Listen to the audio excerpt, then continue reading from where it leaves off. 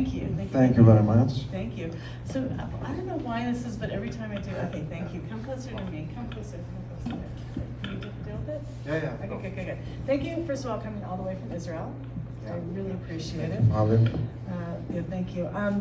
You really mix this like primitive life with technology and so beautifully. How did you get access to this? And is this a did they plan this for you? Because I saw a lot of like support. It looks like from the country and how did this happen? So a few years ago, I was a wedding photographer, and I was shooting photographer all over the country, Israel.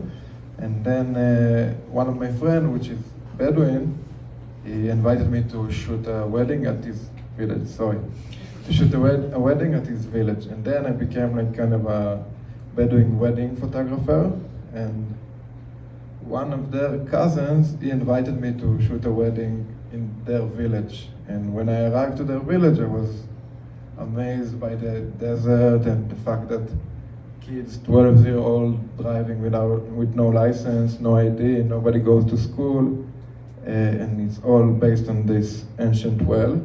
And also, because of inbreeding, so there's a big percentage of deaf people. And so I was amazed by that, and my previous film before that was with a lot of talking. A lot of people all constantly talked, and I wanted to make a film without talking, and it was perfect for that. And so it makes sense that you're a photographer because the imagery is just so beautiful. It's and it's so storytelling in the imagery itself. I loved it. So so they obviously had a trust with you from the get-go because you've been incorporated into their community? Yeah, so I didn't answer you that. So when I met them, I started to go there a lot, and I was, 1 year and a half in touch with them before I even point the camera on them. And I think everyone who ever made a documentary knows that the most horrible moment is the one that you lift your camera and then something about the relationship breaks. And so I was a very good friend with them, and they liked me and I liked them. I was able to understand their language because it's spontaneously developed in this village. Like, this language is spoken only in this village all over the world, and it's very simple to understand. It's like water, cows, mom, kid, car. So it was easy for me to communicate with them, and till this day we are friends. And the hearing people, do they speak Arabic or Hebrew? They speak Arabic. In this family, the little bit chubby one, he speaks, and their father and his brother they're deaf, and there are 10 kids overall in the family, and 8 of them are deaf. Yeah. That's amazing. And so, what part of Israel is this located in? It's in the southern part of Israel. It's called the Negev Desert. It's like 1 hour from Tel Aviv. Okay, so they do have access to, the city.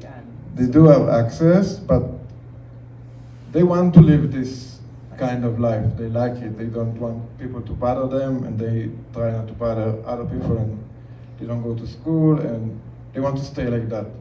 Like now, there's a big conflict over there, actually related to America, because of the war, they opened a THAAD missile system, which is like THAAD, something like that, so to defend from the Yemenis, and because of that, they push them from the well, because they need the space to perform, and now they go there at night, they try to steal water from the well, they have conflict with the army that protects the missile system, and it's a big problem now there. Does anybody have any questions? I have 2 questions. Did they get their licenses? Yeah, now they have a license, and he works in a car wash 30 minutes from there. And then my second was, do they use the cattle for selling to support their village, or do they just keep them within their village for food? No, they sell it for meat, and that's why, because they took the well from them, they have only one option.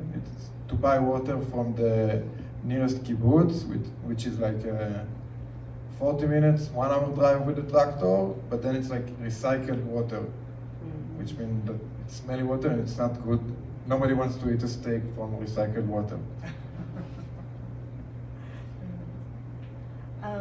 Okay, so the shot when you're in the car and they get pulled over. Yeah. So tell us about that. Because you were in the car, obviously. I was in the car, and yeah, that's a big part of their life is running from police. They're like, you can go into their TikTok and it's full of videos of them running from police, they're being pulled over, and they don't have paper for those cars. They buy them super cheap from the West Bank, from Hebron, from all over, and when police pull them over, they run into the trees, and if they manage, they abandon the car and they run. And so, obviously, I wanted to make a scene like that, and luckily it happened, and the police stopped us, and yeah, and afterward they pulled us over, and we spent the night in the prison, but it didn't make it to the film eventually. Where are their parents? So their father is the one that tells them, you need to stay here, don't go anywhere, and the one who wakes them in the morning. But I don't know, in this week of the shooting, he wasn't around. He had some business in Hebron, and I still don't know what was he doing there. And do they have a mother? They have a mother, but they are very, very strict with the woman. Like, I didn't have problems with anyone in the village at all over my period of making the movie. But one time when we shot one of those wide angle shots, really at the end of the shot, far away, you can barely see it, there was a woman walking, like with black all over her, but you can barely see it. And then suddenly at the night I get like 10 phone calls from one of the village, and he told me like, hey, you filmed some of the women of our village, you cannot do it. And they told me there's only 2 things you cannot film. It's the woman and the sheep. And I was like, okay, the sheep, they don't like to take pictures of the sheep and the woman. Kind of funny that it's only 2 of those. Why the sheep? I understand women, but... Some of the animals are not registered, so they don't want me so to they show don't it. want problems, yeah. So I had to go to the home and to show them that they delete the pictures from the videos from the camera. Oh, that's crazy. Yeah. But other than that, I learned a lot from how they, I don't know, treat their family, and like for them it's a disgrace to send the grandfather to retiring home. Like most of the old people, they die in the home. Yeah, and they take care of their own. Yeah. It's community. Yeah. Well, thank you so much for coming all the way out here. Thank you. I really appreciate it. And thank you all, and hopefully we'll see you at the next screening. Thank you so much.